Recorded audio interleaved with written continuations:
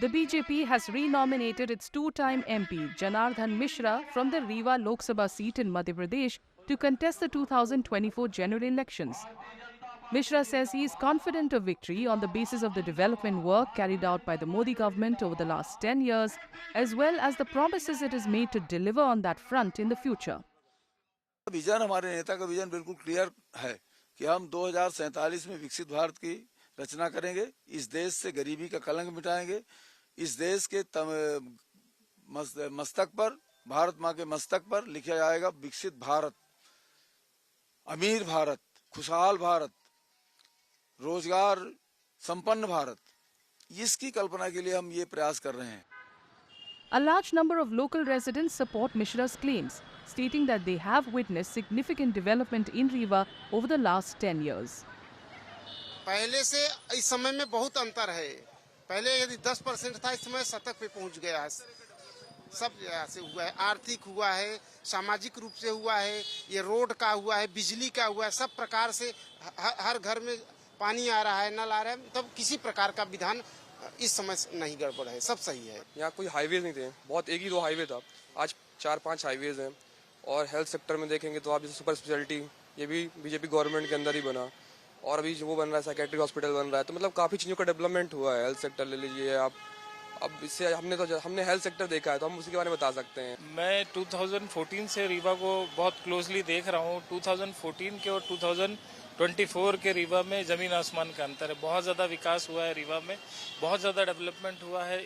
Even हमारे पड़ोसी शहर भी जो इस शहर से बहुत आगे थे विकास में, लेकिन आज उन शहरों से भी रीवा आगे निकल चुका है। The Congress has fielded Neelam Abhay Mishra from Rewa. Neelam Mishra was with the BJP till 2018.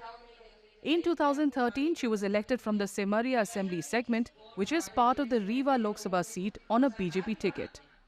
Her husband, Abhay Mishra, is the current Congress MLA from Semaria, which is the only assembly segment among 7 others in Rewa that the Congress managed to win in the 2023 assembly polls.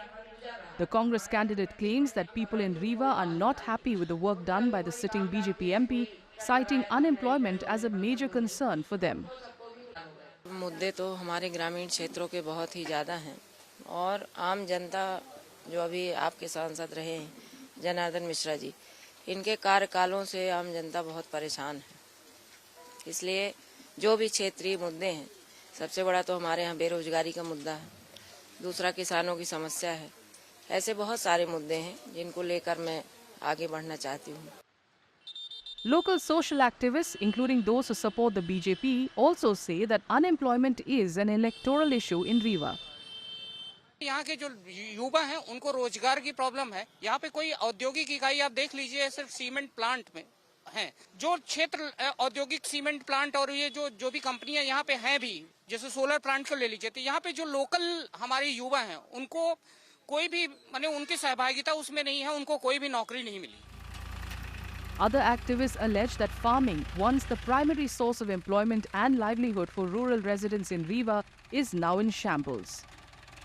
आज यहाँ के आवारा पशुओं के कारण हमारी किसानी ठप हो गई, हमारा रोजगार ठप हो गया। किसानों के बच्चे ही किसानी से पढ़ते थे, हमारे जीवन का मूल स्रोत ही किसानी था, आज वो पूरी तरह ठप हो गया है।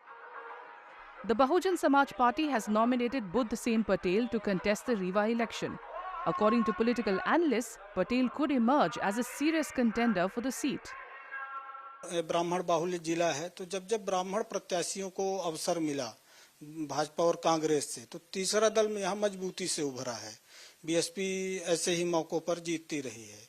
इस बार भी 2 ब्राह्मण हैं और इसलिए अगर पुराने आंकड़ों की बात करें तो बीएसपी के लिए संभावनाएं बढ़ जाती हैं।